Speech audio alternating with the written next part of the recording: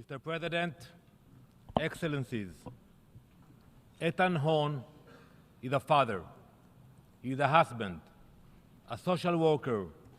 He is an Israeli who moved from Argentina with his family when he was a child. In October 7, 2023, he decided to visit his brother Yair for the weekend of the holy festival of Simchat Torah. Yair lived in kibbutz Nir Oz, right by Gaza. On that Saturday morning, Hamas turned a holiday into a day of bloodshed and evil.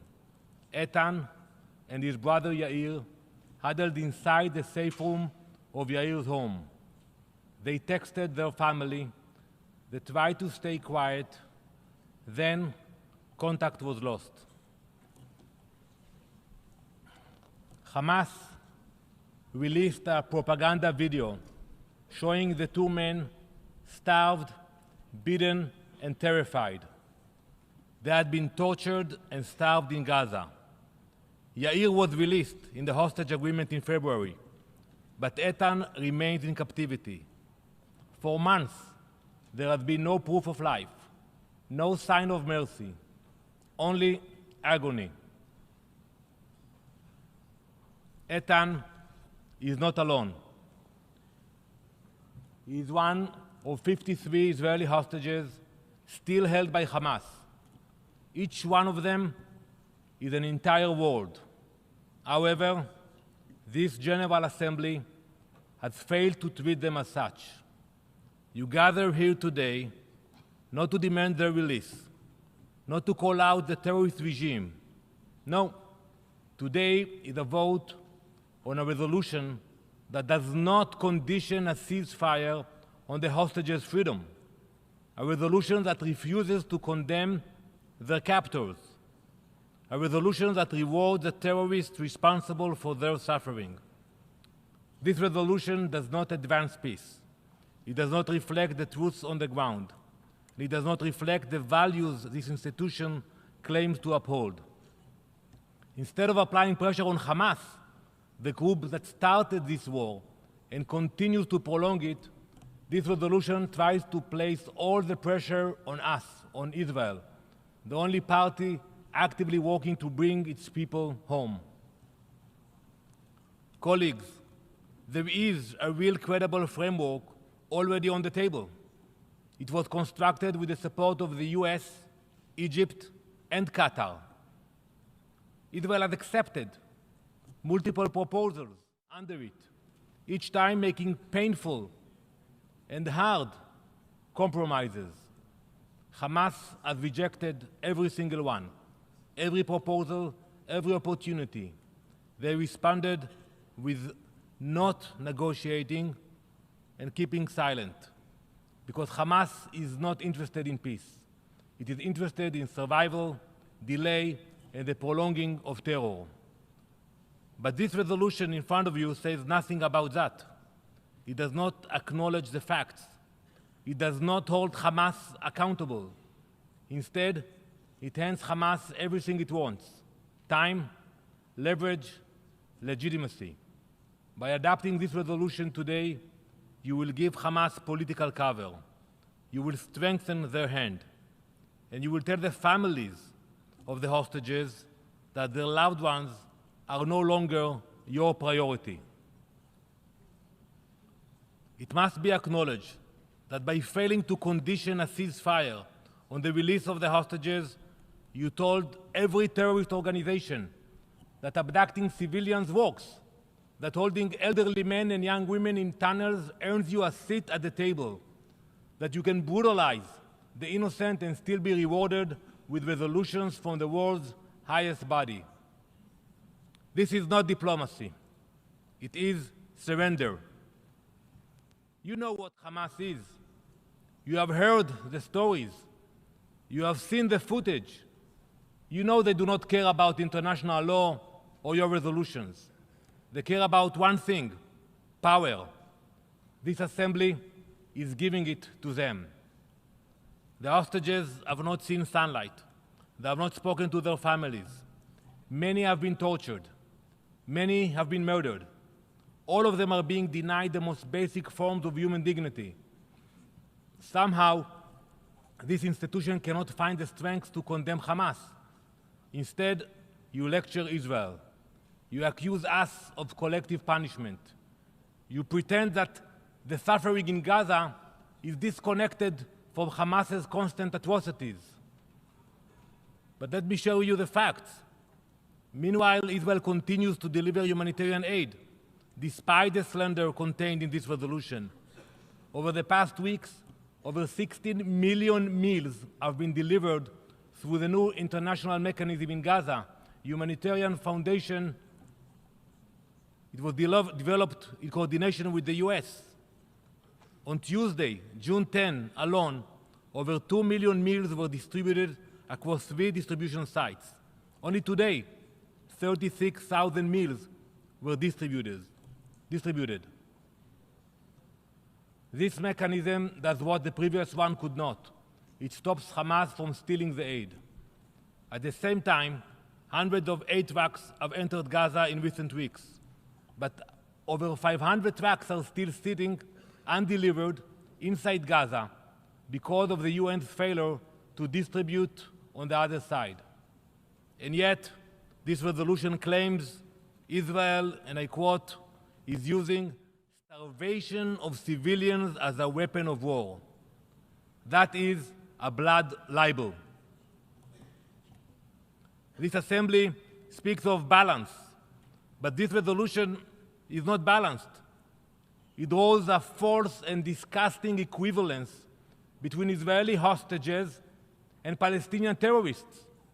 It compares innocent people held in unimaginable conditions to murderers protected by Israeli legal system with access to food and medical care. How can you do that? To compare these two groups is not just dishonest, it is morally indefensible. It erases the line between victim and aggressor. It deprives the hostages of their humanity. Because Israel values life, we agree to these exchanges, but we will never accept the moral inversion that this resolution represents. This resolution betrays the very people it claims to protect. It undermines real diplomacy. It emboldens those who seek only to destroy. So, esteemed colleagues, allow me to clarify something. If this assembly wishes to maintain even a shred of credibility, if it wishes to be seen as legitimate, if it claims to act with any integrity whatsoever, if it seeks to demonstrate the slightest bit of moral clarity, then any resolution on the situation in Gaza must begin with the following words. The General Assembly of the United Nations is appalled by the atrocities committed in the October 7 massacre. Not difficult to say. The General Assembly unequivocally condemns Hamas for those atrocities, as well as its use of human shields and looting of humanitarian aid. The General Assembly demands the immediate and unconditional release of all hostages. Now ask yourselves, why does this sentence not appear in this resolution you are about to vote on? What was so difficult? I asked my colleague from Spain, you negotiated this resolution. Where is the condemnation of Hamas? Why it was so hard? One line, 5 pages you have here. You all read it. One line, condemnation of Hamas. This assembly is not capable of doing it. Let's be honest. I challenge any one of you here in this chamber to stand up and explain why you could not bring yourselves to include a simple condemnation of Hamas. Explain it to your citizens, why you must vote for a resolution that looks away from a mass murder, rape, torture, and kidnapping. Explain it to your people, why you are trying to erase October 7 from history. It is shameful. Each member state that supports this resolution without a single word of condemnation for Hamas owes its people an answer. because when you refuse to condemn Hamas, you commend them. You have abandoned the hostages, but we will not. We will fight to bring back each and every one of them, all of them. Those kidnapped from Nir Oz, Tamir Adar, Amiram Cooper, Ariel Konyo, David Konyo, Ronen Engel, Etan Horn, Eliyahu Margalit, Aryeh Zalmanovich, Matan Sanguker.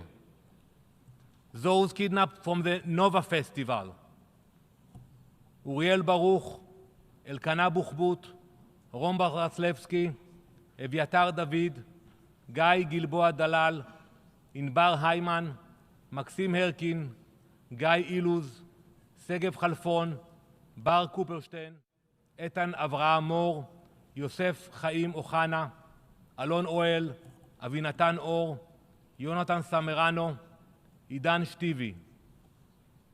Those kidnapped from Be'eri, Shachar Baruch, Meni Godard, Ofra Kedar, Dror Or, Yossi Sharabi, Ilan Weiss. Those kidnapped from Kfar Aza, Gali Berman and Ziv Berman. Those kidnapped from the Gaza envelope, Muhammad Al-Atrash, Nimrod Cohen, Shai Levinson, Omer Netura, Daniel Peretz. Those kidnapped from Nachal Oz, Matan Engrest, Itai Chen, Omri Miran.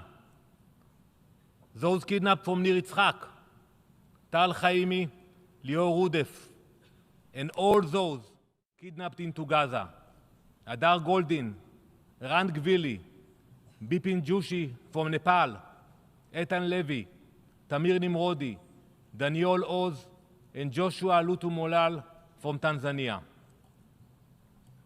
No resolution, no moral failure, no hypocrisy will change the reality.